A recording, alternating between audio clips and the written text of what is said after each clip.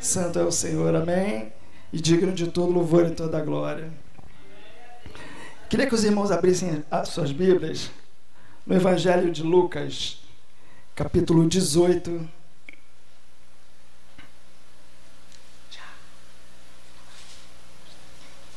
Capítulo 18.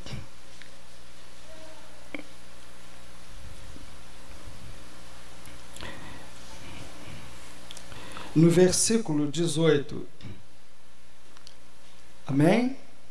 Capítulo 18, versículo 18. Posso ir? Diz assim: E perguntou-lhe um certo príncipe, dizendo: Bom mestre, que hei de fazer para herdar a vida eterna? E Jesus lhe disse: Por que me chamas bom? Ninguém é bom, senão um, que é Deus. Queria repetir o versículo 19, dizendo: Jesus lhe disse: Por que me chamas bom? Ninguém é bom, senão um, que é Deus. Em outras versões, né? Bom é o Pai que está no céu, né? Disse Jesus. Essa passagem ela é muito interessante, porque ela lança por terra algumas vaidades nossas como seres humanos, né? Nós, desde criancinha, nós somos ensinados a sermos elogiados, a sermos, por que não dizer assim, babados, né? Eu estou vivendo um momento muito gostoso da minha vida agora com a minha neta, a Sara Vitória. Ela está com 6 meses. E é muito gostoso você pegar um bebezinho assim, sabe? Aquela boquinha assim, sem dente, assim, rindo para você o tempo todo. Não tem coisa mais linda que um bebê rindo sem dente para você. É muito legal. Sabe, aquela coisinha fofa que você aperta, você beija, é muito legal, sabe, é um momento muito gostoso. E todos nós já fomos um dia criança, bebês, não é verdade?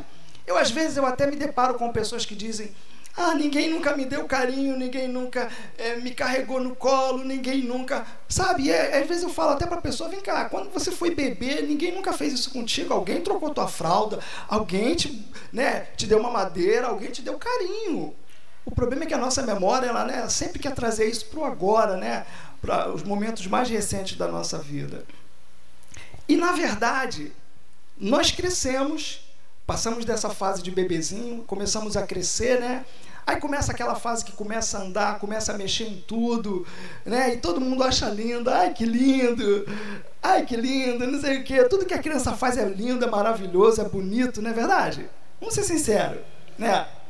E a criança começa a crescer já sendo ali ensinada a ser, né, elogiada a todo momento, não é verdade? A ser elogiada.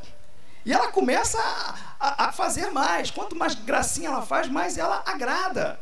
E muitas vezes, até involuntariamente, ela faz coisas que ela: caramba, tô abafando. Caramba, né? Tá todo mundo rindo, todo mundo gostando do que eu tô fazendo, né? Só que tem uma coisa: quando ela se dá conta disso, ela já chegou numa fase em que todo mundo fala: você tá grande, tá perdendo a graça, não é verdade? Ela já tá sem graça, já perdeu a graça, né? Não tem essas situações? Assim somos nós, muitas vezes, na nossa vida. Eu podia pedir para diminuir um pouquinho a velocidade desse ventilador? Pode ser, por favor, gente? Só diminuir, só. E aí, quando a criança pensa que ela: caramba, eu vou fazer isso, vou agradar, aí vem alguém: você já está grande, já está perdendo a graça, já está sem graça já. Aí ela começa a se frustrar, né? Aí ela começa a se deparar com um momento diferente da vida dela, né? Mais à frente, ela começa a se deparar com situações em que nada que ela faz é engraçado, nada que ela faz agrada, e aí ela começa a ficar meio que frustrada. Mais à frente ainda, quando vai chegando na fase da sua pré-adolescência, a sua pré-adolescência e a sua adolescência, ela começa a ser bombardeada na sua autoestima por vários apelidos, né? Todo mundo aqui já teve apelido na escola, não é verdade? Na escola, na rua, em casa, né? Todo mundo tem um apelidinho carinhoso, né? Com a sua família, com seus parentes, não é verdade? Todo mundo, às vezes, na escola tem um apelido que pode agradar ou não agradar, não é verdade? E quanto mais você se desagrada do apelido, mais ele pega, é pior ainda. E Aí as pessoas, né, hoje em dia virou moda todo mundo dizer que sofreu bullying na escola, não é verdade? Sofreu bullying na escola. E tem pessoas que se apegam tanto a isso e ficam ali se lamentando, não, porque eu sofri bullying, eu sofri isso, sofri aquilo. Claro que existem pessoas e pessoas, algumas mais frágeis, outras mais resistentes. Algumas não se abalam com nada, outras se abalam com qualquer coisa, né? Eu sofri bullying, panela de pressão, chaleira, tudo que é panela que tem dentro de casa eu sofri na escola, né? Então era muito comum, ou seja, eu sofri muita coisa. Se eu fosse me deixar levar por tudo que eu passei na escola, eu talvez nem estaria aqui hoje. Mas por que isso? Porque na verdade nós somos ensinados a ser bons. Nós gostamos de ser chamados de bom. Poxa, de que as pessoas admirem tudo que nós fazemos, de que as pessoas gostem de tudo que fazemos. E isso vai gerando em nós, às vezes até um espírito de competitividade. Porque todo mundo quer agradar mais que o outro. Vamos ser sinceros, não é verdade? Tudo que a gente faz é para agradar. Às vezes a gente se preocupa mais em agradar aos outros do que a nós mesmos. E isso se torna uma coisa complicada na nossa vida. Porque o ato de agradar... Eu aprendi uma coisa com o meu pai. Meu pai, ele é uma pessoa do interior, ele é de Minas Gerais, né? Meu pai é aquela pessoa que ele... É muito engraçado, né? Quando ele chegava em casa, a minha mãe botava lá comidinha para ela, e isso também é um ato de carinho, não é verdade?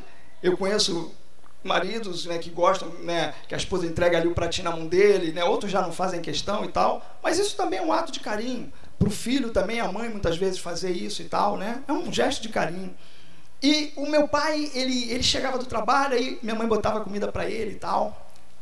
Meu pai era engraçado, era sempre assim. Quando não estava sem sal, estava salgado.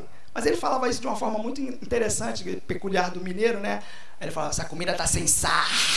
E ele exagerava no ar, né? Ou então ele dizia, essa comida tá sargada. E muitos anos depois eu vim aprender uma coisa, que o elogio do meu pai estava no silêncio. Muitos elogios na sua vida estão no silêncio. Mas a gente geralmente gosta de fogos, né? Ah, que legal, que bom, que não sei o que, tal, não é verdade? As pessoas, no geral, gostam de serem elogiadas a todo momento. Tudo que você faz, às vezes, por um filho, por um esposo, por um parente, por um amigo, por um vizinho, você gosta de ser, no mínimo, reconhecido. Até aí, tudo bem. Mas e quando isso não acontece? Pode vir uma frustração, não é verdade? E é aí que está o problema. Querer ser elogiado a todo momento, querer agradar a todo momento. Pode estar aí em nossa vida alguma cura interior. Alguma cura interior. E aí, viver nessa fobia de agradar é muito complicado. Porque, em contraste com o mundo é uma competitividade constante. No mundo, as pessoas... no esporte, por exemplo, todo mundo quer chegar primeiro. Não é verdade? O time de futebol, ninguém quer ser vice. O vice todo mundo esquece, né? Quem foi vice, por exemplo, na Copa passada, né? Quem foi vice desse último campeonato que teve aí de futebol? São tantos campeonatos, né, Vini? A gente tá lá no nosso Fluminense, né, Vini? Pô, abalou tanto nos jogos anteriores, agora já tá caindo de produção, ou seja... Então, é muito comum. E aí, essa competitividade constante, ela vai gerando uma preocupação, uma insatisfação, uma insegurança quando as coisas não acontecem como deveriam acontecer. E, em geral, agora no futebol, sempre crucificam o técnico, né, coitado? O técnico é que é crucificado. E aí prossegue. Mas a gente, por outro lado, o que Jesus estava querendo ensinar ali naquele momento, ele não quis aceitar ser chamado de bom. Ele não quis aceitar ser chamado de bom. Ele... Não pode deixar o neném, não se preocupa não. Não está me atrapalhando não. É só não... Por quê? Por causa da vaidade. Não é verdade? E ele disse, bom é o Pai que está no céu. Uma coisa muito comum. Quer ver? Eu não gosto muito. Quando às vezes eu estou passando, você é o cara. Né? Não tá essa moda agora, né, Marcelo? As pessoas, esse aí é o cara, não sei o quê. Eu falei, rapaz, não gosto disso, porque às vezes você mais à frente o cara é um cara de pau, né? Mais à frente o cara é um cara de pau. E você tá crente que tá abafando ali, né? Mó cara de pau, não é verdade? E a gente tem que ter esse cuidado em procurar, sim, agradar Até por uma questão de educação, fazer o possível para estar bem com todos, né? Como a palavra diz, buscai a paz com todos e a santificação sem a qual ninguém verá o Senhor. E diz também, né, no que depender de vós, tende paz com todos. Mas isso é humanamente impossível. É humanamente impossível. Algumas pessoas levam tudo para o lado pessoal, todo tipo de competição, às vezes no emprego, no trabalho, todo mundo quer galgar um posto maior, né? Um cargo melhor no seu emprego, todo mundo quer subir, não é verdade? Na igreja também, muitas vezes, todo mundo quer ser reconhecido pelo que faz. Só que aí existe uma questão que é bom lembrar, que a obra de Deus, ela é diferente da obra do mundo. No mundo, as pessoas crescem, literalmente falando, é como se elas subissem uma escada, degrau por degrau, não é verdade?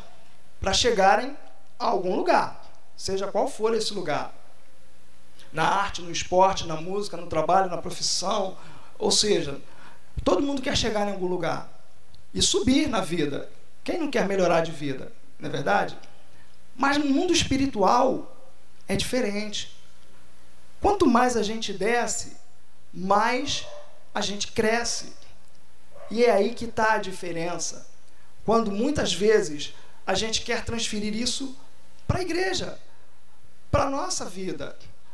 Há uma diferença muito grande entre a obra de Deus na nossa vida e a nossa obra.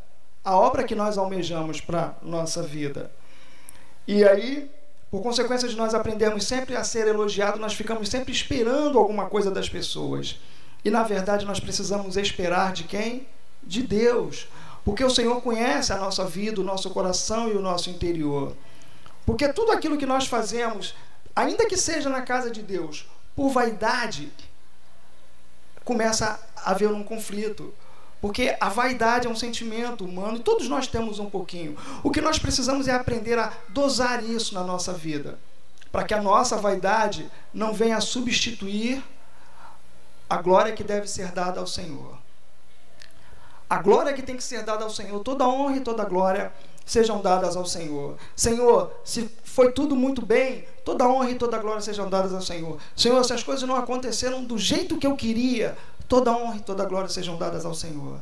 É claro que às vezes nós perdemos o controle, às vezes até nós achamos que alguma coisa não ocorreu como nós queríamos que ocorresse.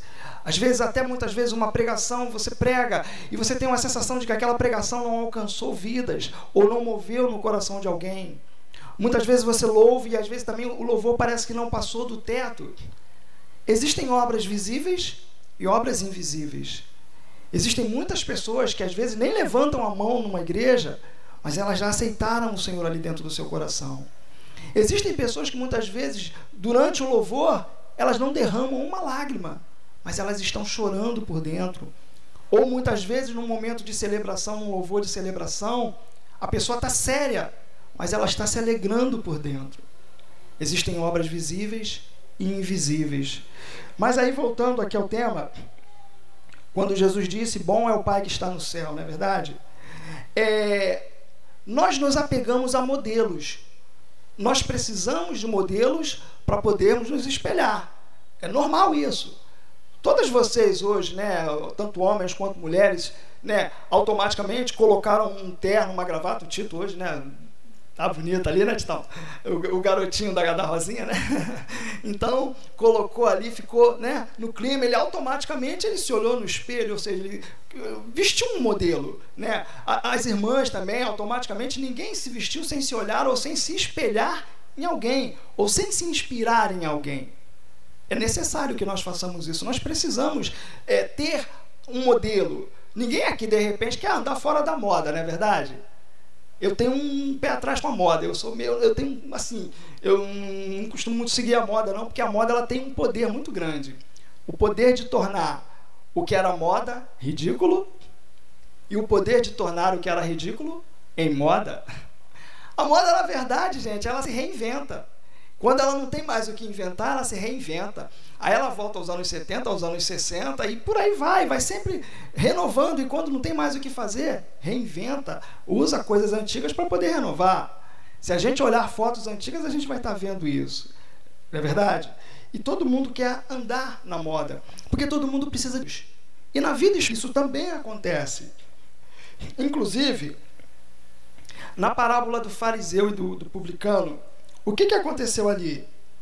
Diz aqui, e disse também esta parábola a uns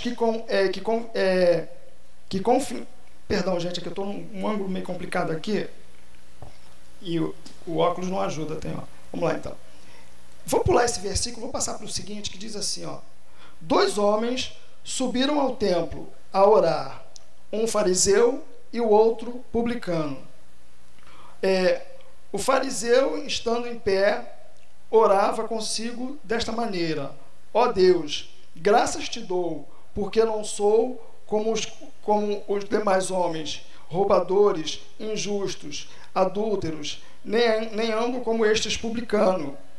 Jejum, olha só como é que ele começou a se contrastar e começou a se enquadrar com um modelo de perfeição diante de Deus. Jejum 2 vezes na semana, e dou os dízimos de tudo quanto possuo. Aí mais à frente no versículo 13, o publicano, porém, estando em pé de longe, nem ainda queria levantar os olhos ao céu, mas batia no peito, dizendo: ó Deus, tem misericórdia de mim, pecador. É aí que nós incorremos num risco muito grande diante de Deus, quando nós começamos a achar que estamos abafando para o Senhor, quando nós começamos a achar que somos um modelo de perfeição, quando nós começamos a crer que tudo o que nós fazemos é melhor do que todo mundo. Ou seja, se nós fôssemos resumir na obra de Deus de um modo geral, eu já vi isso muito acontecer por várias igrejas que eu já passei. As pessoas se comparando às outras, as pessoas quase que se degladiando, disputando cargos, disputando um monte de coisas dentro da igreja, entendendo que elas, quanto mais elas estão em destaque, mais elas estão agradando a Deus. E aí vem a pergunta: será? Quanto mais eu me agrado, será que eu agrado a Deus? Quanto mais eu consigo tudo o que eu quero, no sentido de ser reconhecido, de ser elogiado, de virar e seja lá o que for na vida, e ser reconhecido pelo mundo, será que eu estou agradando a Deus em todas essas coisas? Porque a diferença está no ato de entender que Deus está se agradando de mim. Na bem da verdade, como disse o apóstolo Paulo, o homem espiritual, ele não se considera um homem espiritual. Ele está sempre se sentindo devedor diante de Deus. Ele está sempre achando que ele está longe de Deus. Imagina só, mais você se apor, você vai sentir, mais você vai se deteriorar, mais você vai estar sendo consumido pelas chamas do sol. Compara isso com Deus. Quanto mais você se aproxima, menos você é. O eu sou é Jesus. Jesus é o eu sou. E aí, a bem da verdade, naquele momento, o Senhor quis abrir mão de toda a vaidade e disse para aquele homem: bom é o Pai que está no céu. Até porque mais à frente, lendo esse texto, os irmãos leiam em casa, esse jovem ele foi confrontado, porque ele era um jovem rico, que tinha muitas posses, ele tinha muitos bens, e Jesus disse a ele, e ele foi falando tudo que ele fazia, né? Ele era uma pessoa, ele era um modelo também digamos assim, de perfeição no mundo espiritual, no mundo físico, no modelo físico. Ele era uma pessoa que ele fazia muitas coisas, ele tinha muitos bens, mas quando Jesus disse para ele: dá tudo que tem, vende tudo que tem e dá aos pobres, aí ele foi confrontado. E todos nós temos alguma área da nossa vida, por mais invisível que ela esteja, que precisa ser confrontada. Uma certa ocasião, o Senhor me falou, assim no meu coração mesmo, que os meus maiores defeitos estavam escondidos nas minhas supostas maiores qualidades. Os meus maiores defeitos estavam escondidos nas minhas supostas maiores qualidades. Qual é a sua maior qualidade? O que você tem ou o que você é que de repente você se acha mais? Todos nós temos uma área da nossa vida em que a vaidade aflora. E é normal, gente. Vaidade é normal. Tudo na vida a gente só precisa dosar. Até raiva. Tem momentos da nossa vida que a gente fica com raiva de alguém, né? Dá vontade quase que literalmente morder. Mas o que a gente precisa é dosar os sentimentos negativos da nossa vida. O orgulho, a inveja, tantos sentimentos que nós temos, que se nós formos comparar o sal e o açúcar, né? São sentimentos que são sal. E que se você colocar da mesma medida que você coloca o açúcar, você vai ter problemas. Porque são sentimentos um tanto negativos, que se exageradamente influenciarem a tua vida, vão se tornar péssimos para a sua vida em sociedade com as pessoas. E aí, o que a gente conclui com isso? Que Jesus quis abrir mão do adjetivo de bom. E ele disse: bom é o Pai que está no céu. E aí, nós precisamos novamente voltar a isso. Cuidado com os elogios. De muitos anos para cá eu aprendi a lidar com isso. E aprendi a sempre canalizar para Deus. Sabe? Ou falando, ou mesmo em pensamento. Dar toda a glória e todo o louvor para o Senhor. Principalmente na obra de Deus. É claro que agradecendo. Se alguém chega para você e te elogia em alguma coisa, obrigado, irmão. Glória a Deus por isso. Muito obrigado. Porque nós precisamos ter esse cuidado, porque o contrário é a crítica. Como é que você lidar com a crítica? Ninguém gosta de ser criticado. Se eu disser que eu gosto, eu estou mentindo. Mas eu aprendi uma coisa. Eu aprendi uma coisa interessante. Imagina que você morasse no alto de uma colina, bem alta. E lá no alto dessa colina você construísse uma casa redonda. Imagina uma casa redonda. Numa casa redonda você pode colocar várias janelas. E aquela casa é rodeada de janelas. E aí, você de repente, você gosta de uma paisagem X do ângulo daquela casa. Vamos supor que seja mais ou menos na direção desse ventilador. E você todo dia de manhã você abre aquela janela e aí você fica ali admirando aquela janela. Aí alguém chega para você e fala: eu não gosto muito daquela paisagem. Aquele coqueiro ali, ele é meio torto, ele é meio estranho. E você já, poxa vida, você já não gosta, porque você gosta daquele coqueiro. Mas aquela pessoa talvez esteja te alertando. Abre mais uma janela. E muitas vezes nós batemos o pé e não, que não sei o que e tal. Só que aquela crítica, ela está querendo te mostrar um outro ângulo de visão, que vai ampliar na sua vida o teu foco. E aí você abre mais uma janela. E automaticamente cada janela que você abre faz com que você cresça. Ainda que não aparentemente diante dos homens, mas diante de Deus você vai estar crescendo. Porque nem toda crítica é destrutiva, ainda que seja a intenção de quem critica. Olha só, nem toda crítica é destrutiva, ainda que seja essa a intenção de quem critica. Muitas vezes uma pessoa vem te criticar para te detonar, para te derrubar mesmo. E aí você reage de uma forma tão... bate de frente mesmo com a pessoa, que você acaba esquecendo de abrir mais uma janela. Peraí, eu nunca parei para pensar dessa forma. Essa pessoa está me falando uma coisa que eu não gostei. Não gostei, mas peraí. eu vou tentar abrir mais uma janela, mesmo que ela não saiba, mesmo que ela não veja, eu vou tentar.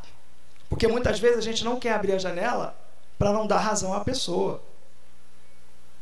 E aí o que está escondido por trás disso? Eu me acho bom. Mas quem é bom é o Pai que está no céu.